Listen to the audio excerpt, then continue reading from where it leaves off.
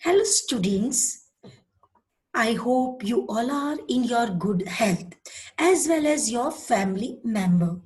Welcome here once again in the class of history. So let's begin our class with the help with prayer. With prayer and with the help of prayer, we will make strengthen ourselves. Let's start. कुन्देन्दु तुषारहारधवला या शुभ्रवस्त्रावृता या वीणावरदण्डमण्डितकरा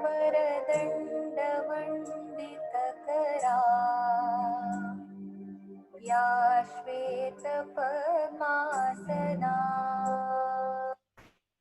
So let's begin our chapter. What is the name of our chapter? Post-World War Political Developments. What are the learning objectives? Let's see. These are the learning objectives. First one is introduction. Second one is interdependence. Third one is international relation through foreign policies. Background of First World War. Background of Second World War. So in this lecture, we are going to cover these 2 points. So let's see what is the meaning of these 2 points. So let's move to our learning objectives. So children, till last year, this civics textbook, what you have learned, we have studied local self-government, India's constitution, our political system, and governmental structure. In this class, we are going to study about the India's relation with the world. You must have understood world geography through the study of geography. You must have become familiar with the global history events through the study of history. So here you can see. So you must have become familiar with the global historical events through the study of history. Now through the study of political science. What we are going to study? India's relation with the world and some major global issues. What we are going to learn with the help of this political science? India's relation with the world and major global issues.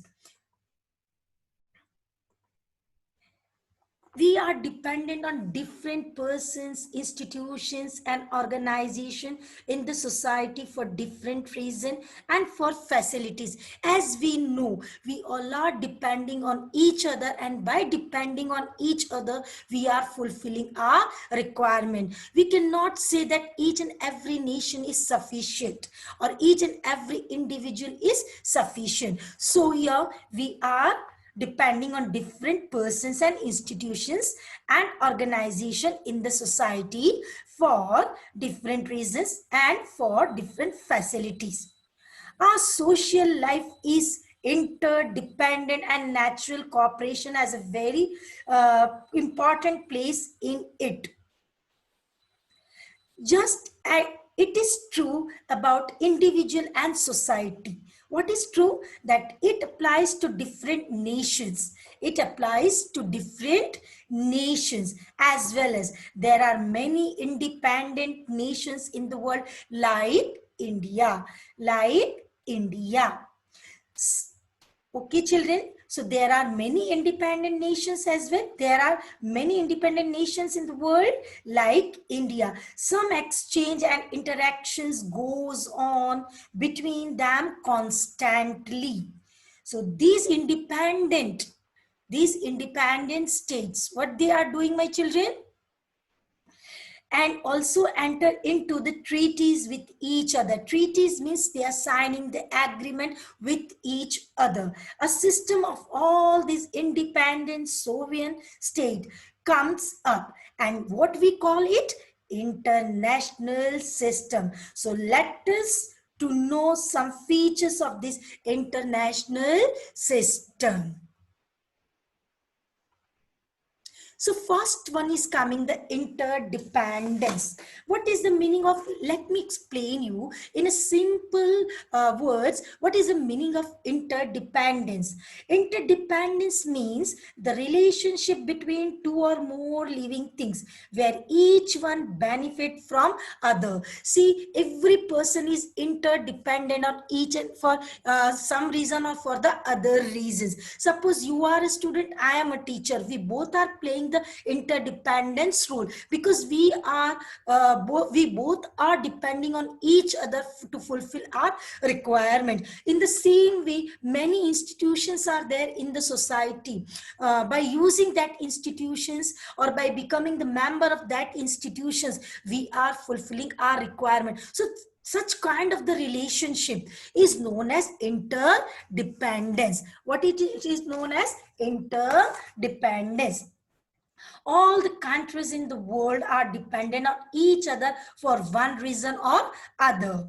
However big, prosperous or developed nations may be, it can never be self-sufficient about all its needs. So as we are learning in the geography also, if according to the geographical point of view also, no nations in the world is self-sufficient. We all are depending on each other to fulfill our requirements or the needs. So that is known as the interdependence.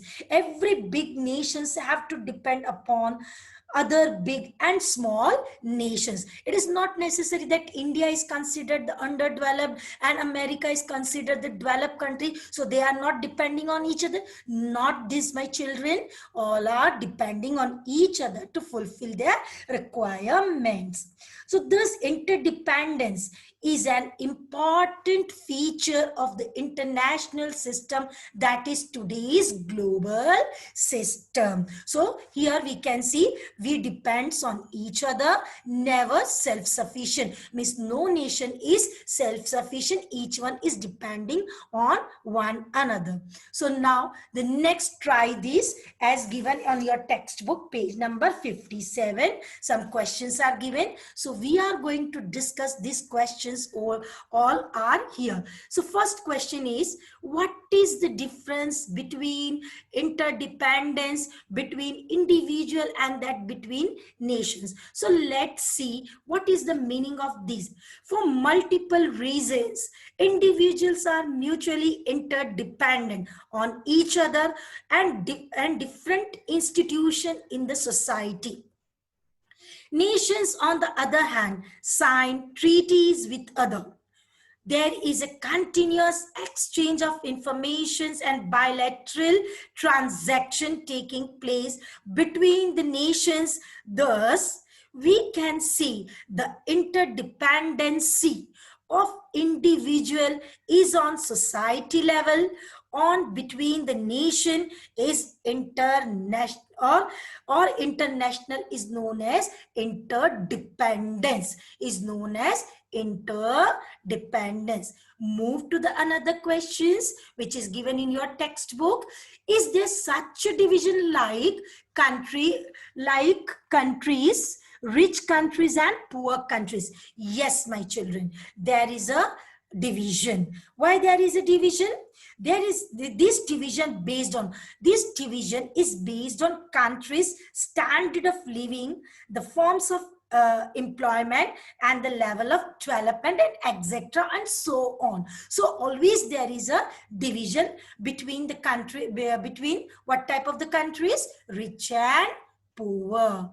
So let's move to the next question, which is the, just as a country is governed by a constitution, is there some kind of a constitution at the global level? Yes, my children. See how our country is governed by the constitution of our country. In the same way, we are governed by the United Nations, just country at a global level. See, here at the global level, governed at the global level, Charter of UN. The Charter of UN. It is intended to be facilitate smooth functioning of international level and maintaining peace on a global level. How we are having the articles and amendments like that. Here also in this United Nations are also articles and amendments are there, and on the top of that they are having International Court of Justice also. So that is the answer of this question. Now next question is coming in front of you.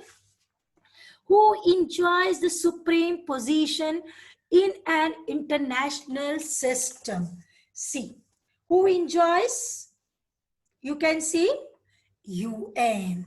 United Nation enjoys the supreme position in the world. As earlier I said that it works at the global level. So all the countries are working according to the charter of UN, and all the countries participating in United Nation, or you can say the part of United Nation. International relationship through foreign policy. What we are going to learn in this international, see, what is that?